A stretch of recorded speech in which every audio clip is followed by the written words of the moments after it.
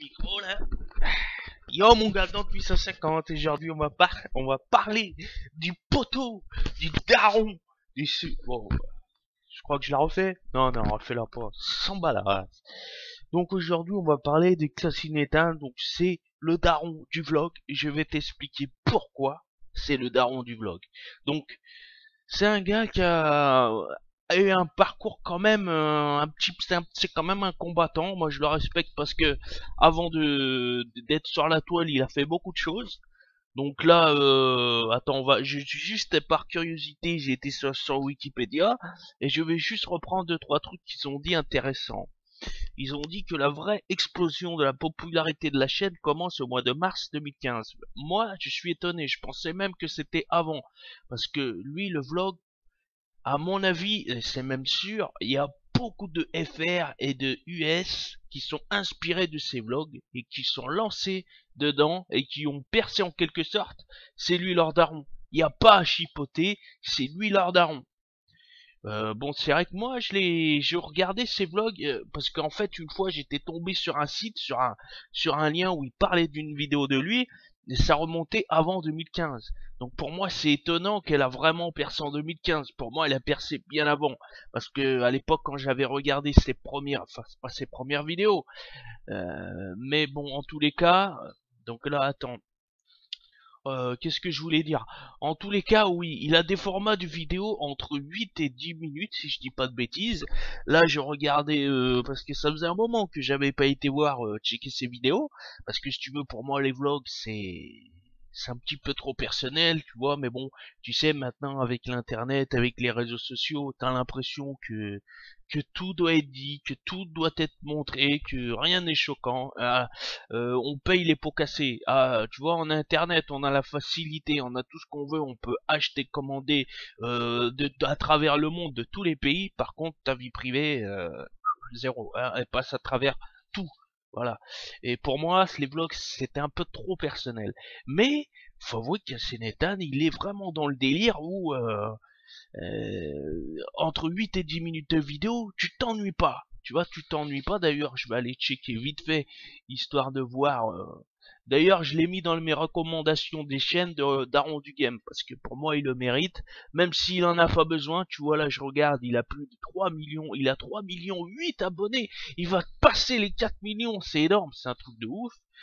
Ça m'étonne pas parce que pour moi, c'est une personne qui présente beaucoup de choses différentes. Donc là, tu vois, ouais, il a des formats de 8 à 10, ça allons jusqu'à 12 minutes. Ouais, je trouve ça intéressant. Quand je regarde un de ces vlogs, si tu veux, je suis pas en train de me dire, je regarde pas l'heure qui passe. Tellement que ça va vite, d'ailleurs pour moi ça va même un peu trop vite. T'as pas le temps d'aller voir les paysages qu'il est déjà dans l'avion. T'as pas le temps d'aller voir dans l'avion qu'il est déjà de l'autre côté du pays. Tu vois ce que je veux dire? Il est toujours là, à droite, à gauche.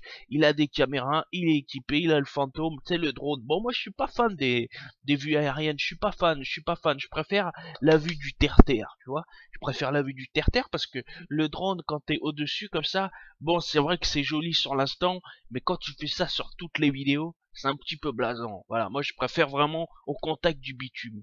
Mais sinon, bon, ça va, il utilise le drone, mais quand même il sait, tu vois, il est pas con, il est très loin d'être con ce mec-là, il sait quand l'utiliser. Il sait quand il y a une source ou qu'il y a un beau paysage, on va le faire. Quand il y a un lieu inconnu qu'il a jamais fait, bim, il va utiliser le drone. Tu vois, tout est calculé. Il utilise sa caméra avec lui pour faire ses déplacements, et malgré que des fois il va dans des magasins ou quoi, en fait c'est tellement speed que tu t'ennuies pas. Là, la dernière vidéo que j'avais regardée elle durait 11 minutes. Putain, les 11 minutes, j'ai cru que ça durait 5 minutes. Et c'est pas le cas de lui. Tu vois, lui, c'est son concurrent direct, c'est AFR, et encore, je suis gentil. Lui-même le dit qu'il s'est inspiré de Casey Nathan. Je vais pas dire non, je vais pas dire son blaze, mais tous ceux qui s'inspirent de lui, c'est carrément, ils ont ces modèles de photos, de caméras, ils ont ces modèles de drones, c'est carrément, ils veulent avoir sa vie, ils veulent faire. Non, mon gars, ça marchera pas. T'as beau faire ce que tu veux, t'as beau essayer de faire comme lui, t'as beau essayer d'interviewer des stars, tu vois, des stars. Pour moi, les stars ça n'existe pas. Et pour moi, les gens connus ça existe, mais les stars ça n'existe pas. Mais pour eux, voilà, c'est la hype. T'as beau présenter ce que tu veux, ça marchera pas comme Casse-Nétal parce que ce gars-là, il a quelque chose qui fait que il est unique. Il est unique, tu vois. Tu peux pas mélanger la graine de café avec le caramel. C'est impossible, c'est impossible.